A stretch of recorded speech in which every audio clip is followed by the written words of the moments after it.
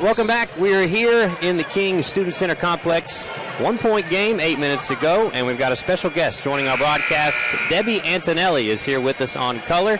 And Miss Antonelli, first we want to say thanks for joining the broadcast for us. Well, thank you for asking. It's not often that the mom of a player on the opposing team gets to sit here with you, so I'm thank you for asking. I'm glad to be here. I think Patrick just shot a look over our way and said, what in the world? Is there any basketball game she can go to without putting a mic on? You know, I usually don't get involved on anything involving basketball unless Patrick clears it first, just because I do want to be the mom, and, sure. and I don't want to, interrupt anything that the guys are doing. But I do enjoy watching them play, and I enjoy following them as much as I can, even when I'm on the road. Keyshawn Hampton goes 2 for 2 to give Emory and Henry a 3-point lead here in the first half. So Emory and Henry looks to extend their pressure a little bit here. So they changed up their defense coming off the timeout.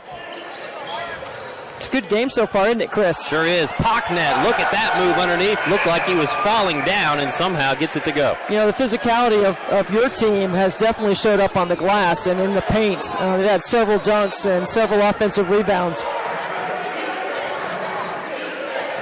This is Dar baseline. Poked away, Farrell. Here he comes. He's got numbers. Cullen rises and lays it home off the glass. He's been good off the bench for them tonight. The tempo's been kind of slow. Maybe it'll pick up a little bit. Missed shot underneath. Looney's blocked, but a whistle. And Coach Gillespie nodding his head. I think he agrees with that one. You know, let me say this, Chris. This is a beautiful facility. I mean, I've enjoyed being here, and everyone's so friendly. You have a great crowd in here, and it's really nice. I'm getting a chance to see a lot of gyms I have never been in before, so it's great to be on all these different campuses. Well, as Cade Looney gets lined up for some free throws here, why don't you fill us in a little bit for those who may not be as familiar with you on your background a bit? Well, I'm Patrick's mom. That's the first thing. He's the youngest of our three boys. Yeah, I'm sure my family's watching on Flow Hoops right now. I hope they are anyway.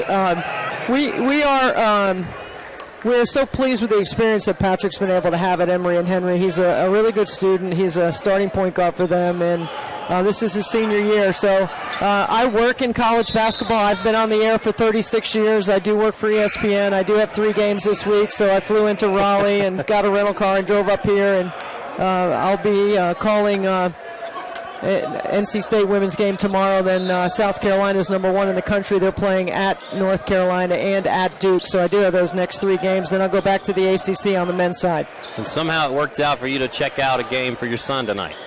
It just worked out in the schedule that I was able to get here. I know my husband wishes he was here, but we enjoy watching the game, and we really like the guys. And Ben Thompson's done an excellent job. Scramble here on the floor. And taken away by Keyshawn Hampton. Here comes Emory and Henry. They lead by 1, 6:40 to go in the first half. There's Antonelli. His shot blocked. Still loose. Moynihan flips it up. It nearly goes through. You were talking about tempo. Yeah, it's picked up a little. And I think it needed to. You know, I always believe you can't be successful if you can't change the rhythm of the game. And Emory and Henry has done that with their full court or their quarter court pressure here that they've picked up. It's going to be a one-possession game. I can tell you that right now. It's going to go all the way down to the end. I'd say so. I talked to Coach Gillespie for King yesterday. He said Emory and Henry wants to play in the 90s. We want to play in the 70s. So we'll see who wins out. Well, they've been winning out so far, I would say. Yes, I would say so. Pocknet. Now Farrell catch and shoot for 3. Got it. King back out in front by 2. King has a nice blend of good power game on the inside and then good three-point shooters. This is Hampton with the basketball. Several of our guys did some significant work in the weight room in the offseason, and they needed it, and they knew it, and they got after it, which has really helped their games. Moynihan's shot no good. Staying here, and they'll reset the clock to 20. Leading the way for King, it's been Kenny Turner with 8 points. On the side of Emory and Henry, it's been Jacob Dar, 7 points and a couple of rebounds. Jake Moynihan with 5 points for the Wasps. King has a 2-point lead for now. A wild shot there from Hampton. Saved underneath by Antonelli, and a whistle. Shot selection is going to be so important for both teams as this game moves forward. It's hard to score off the first pass anywhere, anytime. Did you get a chance to watch the first time these two teams got together earlier this year? I did not, but I know it was a really good game. Well, that one obviously up at Emory and Henry, 98-94 double overtime. One key stat in that game, they were tied at the end of every period except for the final one. Two closely matched teams, and that's probably why you got a really good crowd here. There's a lot of students out tonight. Yes, and a sort of a rivalry game, a regional rivalry, if you will, non-conference matchup. Seth Cullen finds some space, loses it momentarily.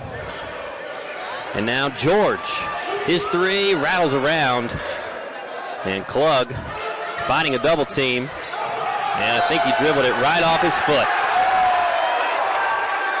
Good defense. No one came to the ball. He got stuck on the baseline. Good trap. That's 6 turnovers in the game for Emory and Henry. There haven't really been a whole lot of turnovers in this first half. 6 for the Wasps, only 4 for King. A bit of a shock with the pace of play that we've seen thus far.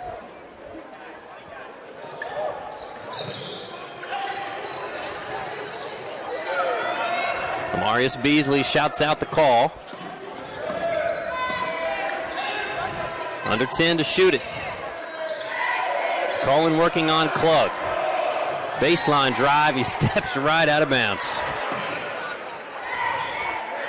So speaking of turnovers, there's the 5th for King in the half. I like the change right here by King to come with some full court pressure. They've been playing man-to-man pressure, but I think both coaches recognize the next 5 minutes will be important. King holding on to a 2-point lead. And now a pass thrown away. Here comes Cullen. 2-on-2. He's got Gorey with him. And earns a trip to the line as Klug bumped him there on his way up. So Cullen to the free throw line. He's got 2 points today. Cullen had his career high in points against LMU a few days ago. 18 points. He's a freshman. So still learning this King offense, but Coach Gillespie feels like he's got a good one. Yeah, I've been impressed with him early on. I mean, he's on the glass. He's doing a good job defensively. He seems to understand rotations on that end of the floor. Seems like he's a good shooter, too. He hasn't been able to get open for 3 yet. They've done a good job of closing out on him. I didn't see the scouting report, but that's what I'm guessing. He's got a very nice looking shot. They think he's going to be a good one here in his time for the Tornado. And a miss off the second free throw. It's going to stay here.